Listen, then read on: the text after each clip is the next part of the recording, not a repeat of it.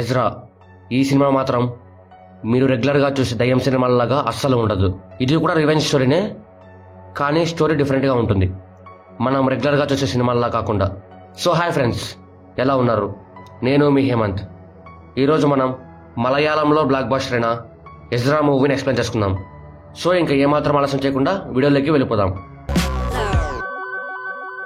మోషి కేరళలో జీవిష్ మతానికి చెందిన చివరి వ్యక్తి చనిపోతాడు. మోషికి చర్చిలో పూజలు చేస్తూ ఉంటారు. మోషి జీవిష్ మతానికి చెందిన చివరి వాడు కనుక న్యూస్ ఛానల్ వాళ్ళు కూడా కవరేజ్ ఇవ్వడానికి వస్తారు. కొంతమంది పొలిటికల్ లీడర్స్ కూడా మోషిని చూడడానికి వస్తారు. మోసక్క తను యాంటిక్ షాప్ నడుపుతూ ఉంటాడు. మోసక్క మోషి చనిపోయిన చోటికి వచ్చి మోషి దగ్గర ఉన్న ఒక యాంటిక్ బాక్స్ని దొంగలించి తన షాప్లో పెట్టుకుంటాడు. సెబాస్టియన్ ఇతను మోసక్క దగ్గర పని చేస్తూ ఉంటాడు. ఇతనికి ఫ్యామిలీ ఉండదు, అందుకు రోజు షాప్లోనే పడుకుంటూ ఉంటాడు. మోసక్క షాప్ని క్లోజ్ చేసుకొని వెళ్ళిపోతాడు. ఆ షాప్కి వెనక ఇంకో దారి ఉంటుంది. దాన్ని సెబాస్టియన్ లోపల నుంచి లాక్ వేసుకొని ఉంటాడు. సెబాస్టియన్కి షంషు అనే ఫ్రెండ్ ఉంటాడు. ఇద్దరూ కలిసి ఓనర్కి తెలియకుండా కొన్ని యాంటిక్ వస్తువులు దొంగలించి బయట అమ్ముకుంటూ ఉంటారు. సెబాస్టియన్ షంషుకి ఫోన్ చేసి ఓనర్ వెళ్ళిపోయాడు, మందు తీసుకొని రా తాగుదామంటాడు. సెబాస్టియన్ షాప్లో మోసక్క తెచ్చిన బాక్స్ని చూసి ఓపెన్ చేయాలని చూస్తాడు. అంతే, ఇంకా దయ్యం వచ్చి సెబాస్టియన్ని చంపేస్తుంది. షంషు షాప్ దగ్గరికి వచ్చి సెబాస్టియన్ని పిలుస్తాడు. సెబాస్టియన్ ఏమీ మాట్లాడకపోయేసరికి షంషు అక్కడి నుంచి వెళ్ళిపోతాడు. పొద్దున్నే పోలీసులు వచ్చి శవాన్ని చూస్తారు. ఏసీపీ షఫీర్ ఈ కేసుని టేకప్ చేస్తాడు. షఫీర్ షాప్ ఓనర్ని ఎంక్వైరీ చేస్తాడు. యూజ్ ఉండదు. షఫీర్కి సెబాస్టియన్ ఫోన్ ఆ బాక్స్ మీద కనిపిస్తుంది. షఫీర్ సెల్ ఫోన్లో కాల్ డేటా చూసి షంషుని పిలిచి ఎంక్వైరీ చేస్తారు. కానీ యూజ్ ఉండదు. రంజన్, ప్రియా ఇద్దరు ప్రేమించుకుంటారు. ప్రియా వాళ్ళ ఇంట్లో తన ప్రేమ విషయం తెలిసి గొడవ జరుగుతుంది. దానికి ప్రియా వాళ్ళని వదిలేసి రంజన్ దగ్గరికి వచ్చేస్తుంది. ఇద్దరూ పెళ్లి చేసుకుంటారు. ప్రియా వాళ్ళ అమ్మ మాత్రం అప్పుడప్పుడు ప్రియాకి ఫోన్ చేసి మాట్లాడుతూ ఉంటుంది. రంజన్కి ముంబై నుంచి కొచ్చికి ట్రాన్స్ఫర్ అవుతుంది. దాంతో రంజన్, ప్రియా ఇద్దరు కొచ్చికి వచ్చేస్తారు. రంజన్ జేకే అనే కంపెనీలో పనిచేస్తూ ఉంటాడు. ఈ కంపెనీ కొత్తగా ఓ ప్లాన్ని ఇంప్లిమెంట్ చేసి ఉంటుంది. అది ఏమి అంటే న్యూక్లియర్ వేస్టేజ్ని షిప్ల ద్వారా వేరే దేశాలకు పంపించి అక్కడ ఉన్న న్యూక్లియర్ డిస్పోజల్ కంపెనీకి ఈ న్యూక్లియర్ వేస్ట్ని అందజేయడం. సౌత్ ఇండియాలో న్యూక్లియర్ పవర్ ప్లాంట్స్ 3 ఉంటాయి. వాటన్నిటికీ కొచ్చి సెంటర్ పాయింట్. ఆ ప్లాంట్స్లో ఉన్న న్యూక్లియర్ వేస్ట్ అంతా కొచ్చికి వస్తుంది. ఇక్కడ నుంచి వీళ్ళు ఆ న్యూక్లియర్ వేస్ట్ మొత్తాన్ని వేరే దేశాలకి ట్రాన్స్ఫర్ చేస్తారు. న్యూక్లియర్ వేస్ట్ని స్టోర్ చేయడానికి సపరేట్ రూమ్ ఉంటుంది. దాని దగ్గరికి ఎవరు వెళ్లకుండా ఫుల్ ఫోర్స్ ప్రొటెక్షన్ కూడా ఉంటుంది. ఇక్కడ స్టోరేజ్ రూమ్ యాక్సెస్ చేయగల ఒకే ఒక వ్యక్తి రంజన్. చాలామంది ఈ కంపెనీ చేస్తున్న ఈ ప్లాన్ని ఆపాలి అంటూ నిరసన తెలుపుతూ ఉంటారు. ఎందుకంటే న్యూక్లియర్ లీక్ అయ్యింది అంటే రేడియేషన్ ఎక్కువైపోయి కొన్ని జనరేషన్స్ అంతరించిపోతాయి. నేల మీద ఒక మొక్క కూడా మలవదు. షఫీర్ తను నిరసన చేసే వాళ్ళ వల్ల ఏమీ గొడవలు కాకుండా జేకే కంపెనీకి హెల్ప్ చేస్తూ ఉంటాడు. అలా షఫీర్ రంజన్కి పరిచయం అవుతాడు. రంజన్, ప్రియా ఒక విల్లాని రెంట్ తీసుకొని అక్కడే ఉంటారు. రంజన్, ప్రియా జాగింగ్కి వెళ్ళినప్పుడు ఇంటి దగ్గర ఉన్న నైబర్స్ పరిచయం అవుతారు. ఫాదర్ శ్యామ్, ఆయన రంజన్ వాళ్ళ అమ్మ తమ్ముడు. ఫాదర్ శ్యామ్ ప్రియాని ఇంతవరకు చూసిండరు. అందుకు రంజన్ ఫాదర్ శ్యామ్కి ఫోన్ చేసి ఇంటికి రండి అని పిలుస్తాడు. ప్రియా ఇంటిని డెకరేట్ చేయాలి అనుకుంటుంది.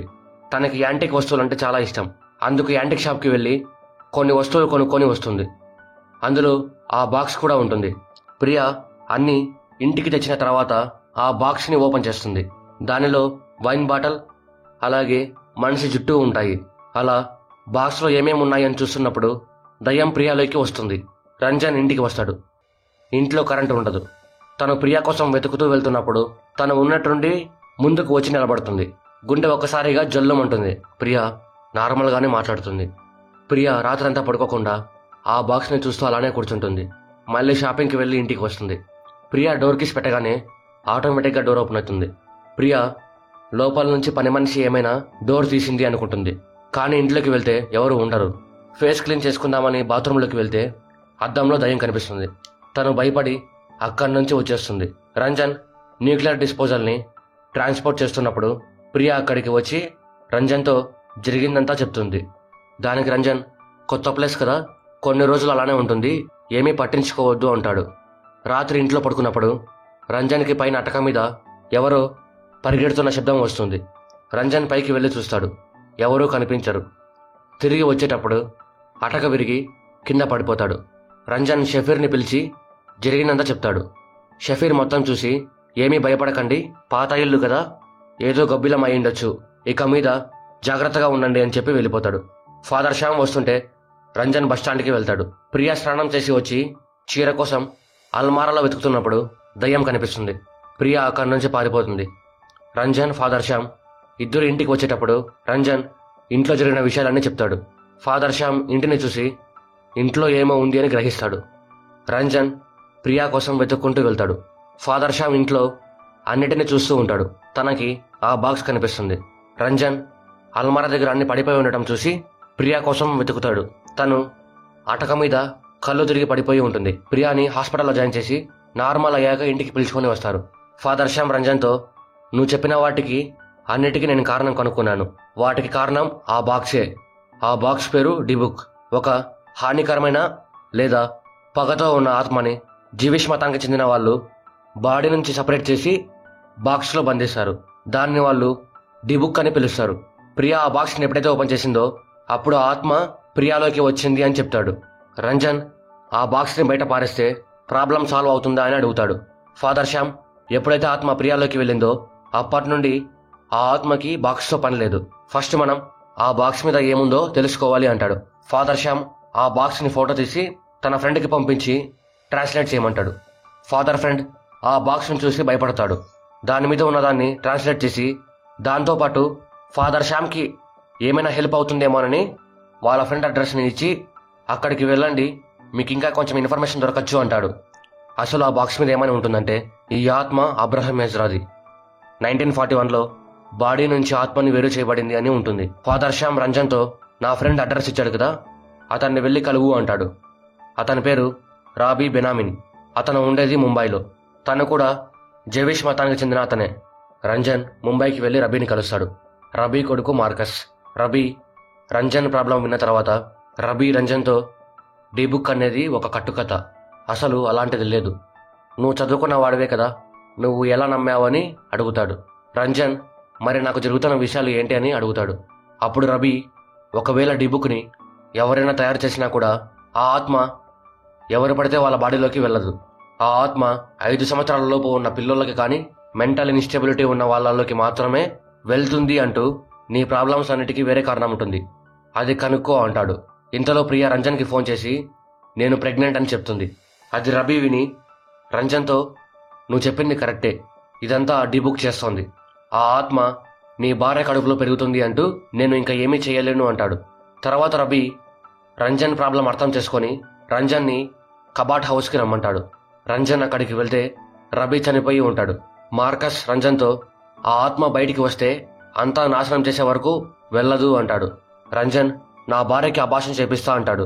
మార్కస్, నువ్వు అలా చేస్తే నీ భార్య ప్రాణాలు రిస్క్లో పడతాయి అంటూ మనం ఆ డిబుక్ యొక్క పర్పస్ అలాగే నీకు పుట్టబోయే బిడ్డ జెండర్ కూడా తెలుసుకోవాలి, అప్పుడే మనం ఏం చేయాలి అని తెలుస్తుంది అంటాడు. రంజన్ మార్కస్ని తనతో రమ్మంటాడు. మార్కస్, నేను వస్తా, అన్నిటికీ సిద్ధమయ్యాక వస్తా, అంతవరకు ఈ లాకెట్ని నీ దగ్గర పెట్టుకో అని ఇస్తాడు. అలాగే ఇంట్లో ఉన్న అద్దాలన్నీ తీసేయి, అద్దం ఉంటే ఆత్మ యొక్క యాక్టివిటీస్ అనేవి ఎక్కువ అవుతాయి అంటాడు. అందుకు రంజన్ ఇంట్లో ఉన్న అద్దాలన్నీ తీసేస్తాడు. రంజన్ ఫాదర్ శ్యామ్తో ఇవన్నీ చెప్పి ప్రియా చాలా రోజుల తర్వాత సంతోషంగా ఉంది, తనకి ఈ విషయాలన్నీ ఎలా చెప్పాలో అర్థం కావడం లేదు అంటాడు. ఫాదర్ శ్యామ్, ఇప్పుడు నువ్వేమి చెప్పొద్దు, సమయం వచ్చినప్పుడు తనే అర్థం చేసుకుంటుంది అంటాడు. ప్రియా సంతోషం కోసం రంజన్ ఏమీ చెప్పాడు. ప్రియా రంజన్తో ఎందుకు అద్దాలని తీసేసావని అడుగుతుంది. దానికి రంజన్, నువ్వే కదా అద్దంలో ఏదో చూసి భయపడ్డాను అని చెప్పావు, అందుకే ఇప్పుడు నువ్వు భయపడితే మన జూనియర్ రంజన్కి ప్రాబ్లం అవుతుంది అంటాడు. మార్కస్ ఆత్మని అంతం చేయడానికి సిద్ధమవుతూ ఉంటాడు. రంజన్ ప్రియా మార్నింగ్ వాకింగ్కి వెళ్ళినప్పుడు వాళ్ళ నైబర్ కనిపించి మాట్లాడిస్తుంది.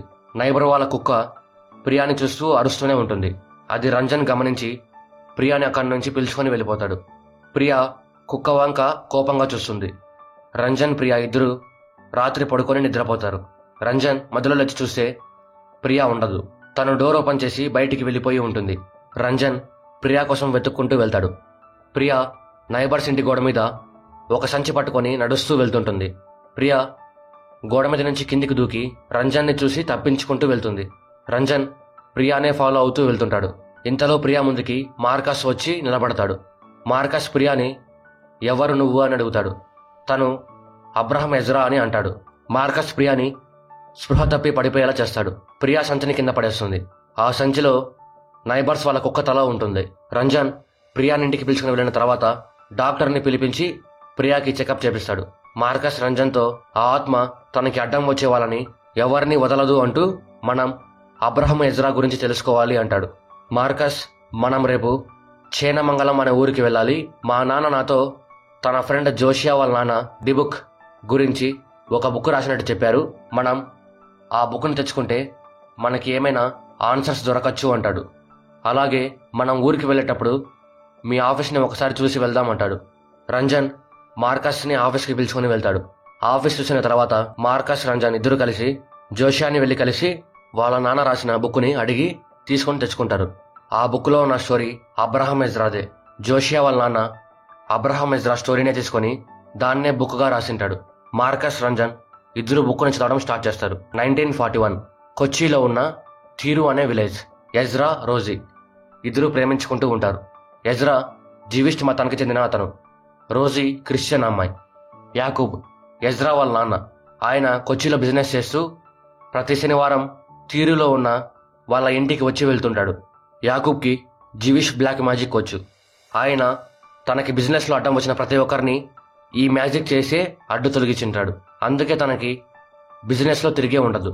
ఎజ్రా కూడా బిజినెస్ చూసుకోవడానికి కొచ్చికి వెళ్తాడు. మళ్ళీ శనివారం వాళ్ళ నాన్నతో పాటు ఇంటికి వస్తాడు. అప్పుడు ఎజ్రా రోజీకి బట్టలు తెచ్చిస్తాడు. ఆ డ్రెస్ తను వేసుకొని చాలా సంతోషపడుతుంది. ఇద్దరు చాలా అంటే చాలా దగ్గరైపోతారు. దానికి రోజీ ప్రెగ్నెంట్ అవుతుంది. ఈసారి ఎజ్రా మళ్ళీ కొచ్చికి వెళ్తాడు. వాళ్ళ నాన్నకి తన లవ్ విషయం చెప్పాలి అని. రోజీ తన ప్రెగ్నెన్సీ విషయం ఎజ్రాతో చెప్పదు. ఎజ్రా కొచ్చికి వెళ్ళి వాళ్ళ నాన్నతో తన లవ్ విషయం చెప్తే వాళ్ళ నాన్న ఒప్పుకోడు. ఎజ్రాని వాళ్ళ నాన్న ఊరికి పంపించకుండా ఆయన మాత్రం ప్రతి శనివారం ఊరికి వచ్చి వెళ్తుంటాడు. రోజీ ఎజ్రా కోసం రోజు ఎదురు చూస్తూ ఉంటుంది. ఒకరోజు తన ప్రెగ్నెన్సీ విషయం ఇంట్లో తెలిసి ఎవరు చేశారు అని అడుగుతారు. రోజీ మాత్రం ఏం సమాధానం చెప్పదు. దానికి వాళ్ళ అమ్మ తనని ఇంట్లోనే బంధిస్తుంది. ఎజ్రా రోజీకి ఒక లెటర్ రాస్తాడు. ఆ లెటర్లో రోజీ ఐ లవ్ యూ, మనకి ఈ జన్మలో కలిసి బ్రతికే అవకాశం లేదు, నన్ను మర్చిపో అని రాసింటాడు. రోజీ ఆ లెటర్ చదివి ఆత్మహత్య చేసుకొని చనిపోతుంది. అప్పుడు కూడా ఎజ్రా ఇచ్చిన డ్రెస్నే వేసుకొని ఉంటుంది. రోజీ రూమ్లో రోజీ వాళ్ళ నాన్నకి ఎజ్రా పంపించిన లెటర్ దొరుకుతుంది. అప్పుడు ఆయనకి దీనికి కారణం ఎవరు అని తెలుస్తుంది. చాలా రోజుల తర్వాత ఎజ్రా వాళ్ళ అమ్మకి బాగలేకుంటే ఊరికి వస్తాడు. అప్పుడు ఊరి వాళ్ళంతా కలిసి ఎజ్రాని కొడతారు. యాకూబ్ ఎజ్రాని హాస్పిటల్లో జాయిన్ చేస్తాడు. డాక్టర్ ఆర్గాన్స్ అన్ని పనిచేయడం లేదు అంటాడు. యాకూబ్కి ఎజ్రా ఇంకా బతకడు అని అర్థమైపోతుంది. యాకూబ్ ఎజ్రాని చంపేసి బ్లాక్ మ్యాజిక్ ద్వారా ఆత్మని వైన్లో బంధించి డిబుకుని తయారు చేస్తాడు. యాకూబ్ ఆత్మని బంధించిన తర్వాత జెవిష్ మతం ఎప్పుడైతే అంతరించిపోతుందో అప్పుడు ఈ ఆత్మ ప్రాణం పోసుకొని అందరినీ నాశనం చేస్తుంది అంటాడు. డిబుక్ తయారు చేయడానికి ఒక రూల్ ఉంటుంది. బాడీని పూడ్చకూడదు, కాల్చకూడదు.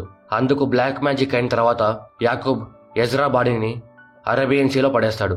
యాకూబ్ వాళ్ళ కొడుకు చనిపోయాడు అని నిరూపించడానికి ఒక చెక్కబొమ్మని తన సమాధిలో పూడుస్తాడు. ప్రియా వాళ్ళ అమ్మ తన ప్రెగ్నెన్సీ విషయం తెలుసుకొని ప్రియా దగ్గరికి వస్తుంది. మార్కస్ ఫాదర్ శ్యామ్తో దేని గురించో మాట్లాడుతూ ఉంటాడు. ప్రియా హాస్పిటల్కి చెకప్కి వెళ్తుంది. డాక్టర్ బిడ్డ అబ్బాయి అని కన్ఫర్మ్ చేస్తాడు. షఫీర్ రంజన్ పిలిచింటే ఇంటికి వస్తాడు. ఇంట్లో పని మనిషి అన్నీ వెతుకుతూ ఉంటే షఫీర్ ఏం వెతుకుతున్నావు అని అడుగుతాడు. ఆమె ప్రియా మేడంది ఈ పట్టి ఒకటి కనిపించడం లేదు అని అంటుంది. రంజన్ నైబర్స్ కుక్క చనిపోయాక షఫీర్కి కంప్లైంట్ ఇచ్చింటారు. తను వచ్చి చెక్ చేసినప్పుడు ఇలాంటి పట్టీనే అక్కడ ఒకటి దొరికింటుంది. అలాగే ఇంట్లో తను యాంటిక్ షాప్లో చూసిన బాక్స్ కూడా చూస్తాడు. షఫీర్కి ప్రియా మీద డౌట్ వచ్చి రంజిన్తో నువ్వు నా దగ్గర ఏమైనా దాస్తున్నావా అని అడుగుతాడు. ఇంతలో అక్కడికి ఫాదర్ శ్యామ్ వచ్చి రంజన్ని కిందికి పంపించి షఫీర్తో మొత్తం చెప్తాడు. షఫీర్ మార్కస్తో మరి దాన్ని ఎలా అంతం చేయడం అని అడుగుతాడు. మార్కస్ దీనికి భూత వైద్యమే కరెక్ట్, దానికంటే ముందు మనం ఎజ్రా సమాధి దగ్గరికి వెళ్ళి సమాధిలో ఏముందో చూడాలి అంటాడు. ఎందుకంటే ప్రియాలో ఉంది ఎజ్రానా కాదా అని కన్ఫర్మ్ చేసుకోవడానికి. షఫీర్ మార్కస్ ఎజ్రా సమాధి దగ్గరికి వెళ్లి చూస్తారు. ప్రియాలో ఉంది ఎజ్రానే అని కన్ఫర్మ్ అయిపోతుంది. మార్కస్ షఫీర్తో నాకు ఒక దైవస్థలం అలాగే జెవిష్ మతానికి చెందిన వాళ్ళు 10 మంది కావాలి అంటాడు. షఫీర్ పోలీసులకి ఫోన్ చేసి మొత్తం అరేంజ్ చేయమంటాడు. రంజన్ ప్రియా వాళ్ళ అమ్మ గుడికి వెళ్ళాలి అంటే పిలుచుకొని వస్తాడు. రంజన్ ఇంటికి రాగానే ఫాదర్ శ్యామ్ ప్రియా పొజిషన్ క్రిటికల్గా మారింది అంటాడు. మార్కస్ రంజన్తో టైం లేదు, ప్రియాని త్వరగా దైవస్థలంకి తీసుకొని వెళ్ళాలి అంటాడు. రంజన్ అటక మీద ఉన్న ప్రియా దగ్గరికి వెళ్తాడు. తన వెనకాలే షఫీర్ కూడా వెళ్ళి రాడ్డు తీసుకొని తల మీద కొడతాడు. తీరా చూస్తే షఫీర్ కొట్టింది ప్రియాని కాదు, రంజన్ని. ఎజ్రా ఉంది రంజన్లోనే. ప్రియా బాక్స్ ఓపెన్ చేసినప్పుడు ఎజ్రా ప్రియాలోకి వెళ్ళింటాడు. కానీ ఎజ్రా పని ఏమి, అందరినీ చంపాలి. అందుకు ఎజ్రా ప్రియా బాడీలో ఉండి తనకి ఎవరు బాగా సెట్ అవుతారని వెతుకుతాడు. రంజన్ న్యూక్లియర్ డిస్పోజల్లో వర్క్ చేస్తూ ఉంటాడు. దాన్ని లీక్ చేస్తే కొన్ని జనరేషన్స్ అంతరించిపోతాయి. ఎజ్రా పని ఈజీగా అయిపోతుంది. అందుకు ఎజ్రా రంజన్లోకి వస్తాడు. ఎజ్రా ఎప్పుడు రంజన్లోకి వెళ్ళింటాడు అంటే ప్రియా కుక్కని చంపడానికి వెళ్ళినప్పుడు రంజన్ తనని ఫాలో చేస్తాడు. యాక్చువల్గా ఎజ్రానే రంజన్ని ట్రాప్ చేసి తనని ఫాలో అయ్యేలా చేస్తాడు. అలా రంజన్ ప్రియాని ఫాలో అవుతూ రాగానే ఎజ్రా ప్రియాని వదిలేసి రంజన్లోకి వస్తాడు. మార్కస్కి ఈ విషయం ఎప్పుడు తెలుస్తుంది అంటే మార్కస్ ప్రియాని ఎవరు నువ్వు అని అడుగుతాడు. అప్పుడు ప్రియా కాకుండా రంజన్ నేను ఎజ్రా అని చెప్తాడు. ఈ ఒక్కదాంతో ఎజ్రా రంజన్లో ఉన్నాడు అని చెప్పడానికి లేదు. ఎందుకంటే ఎజ్రా ఒకరిలోకి ప్రవేశించాలి అంటే వాళ్ళకి మెంటల్ ఇన్స్టెబిలిటీ అనేది ఉండాలి. అందుకు మార్కస్ ఫాదర్ శ్యామ్ని అడిగి రంజన్ గురించి తెలుసుకుంటాడు. రంజన్ చిన్నప్పుడు వాళ్ళ అమ్మా నాన్న యాక్సిడెంట్లో చనిపోతాడు. అప్పుడు రంజన్ మెంటల్ ఇన్స్టెబిలిటీకి గురై ఉంటాడు. కానీ మళ్ళీ రికవరీ అయి ఉంటాడు. తర్వాత రంజన్కి తన భార్య కడుపులో పెరుగుతుంది, అందరినీ నాశనం చేసే ఆత్మ అని తెలియగానే మళ్ళీ మెంటల్ ఇన్స్టెబిలిటీకి గురవుతాడు. దాంతో మార్కస్ ఎజ్రా రంజన్లోనే ఉన్నాడు అని ఫిక్స్ అవుతాడు. కానీ దాన్ని రంజన్కి చెప్పడు. ఆత్మ రంజన్లోనే ఉంది అని ప్రియాతో సహా అందరికీ తెలుసు. షఫీర్ కొచ్చికి వచ్చిన జెవిష్ మతానికి చెందిన అందరినీ పిలిపిస్తాడు. అందరూ మంత్రాలు చదివి ఆత్మని బంధించాలి అని చూస్తారు. ఎజ్రా మార్కస్ని చంపాలి అని ట్రై చేస్తాడు. కానీ మార్కస్ ఎజ్రాని బంధిస్తాడు. ఇక్కడ మీరు ఒకటి గుర్తుపెట్టుకోవాలి, మార్కస్ ఆత్మని బంధించాడు అంతే, అంతం చేయలేదు. రంజన్ నార్మల్ స్టేజ్కి వస్తాడు. మార్కస్ షఫీర్ ఆ బాక్స్ని సముద్రంలో పడేస్తారు. కొన్ని రోజులకి రంజన్కి బాబు పుడతాడు. ముంబైలో ఇద్దరు సముద్రం దగ్గర కూర్చొని ఉంటారు. వాళ్ళకి ఆ బాక్స్ కనిపిస్తుంది. దాన్ని వాళ్ళు తీసుకొని వెళ్తారు. ఇక్కడ మూవీ ఎండ్ అవుతుంది. సో ఇది ఫ్రెండ్స్ ఎజ్రా మూవీ గురించి స్టోరీ మీకు బాగా అర్థమైంది అనుకుంటున్నాను. వీడియో ఎలా అనిపించిందో కామెంట్ రూపంలో మాకు తెలియజేయండి. అలాగే వీడియో నచ్చితే లైక్ చేయండి, మీ ఫ్రెండ్స్ అండ్ ఫ్యామిలీతో షేర్ చేయండి, సబ్స్క్రైబ్ చేయడం మాత్రం మర్చిపోకండి. Thank you.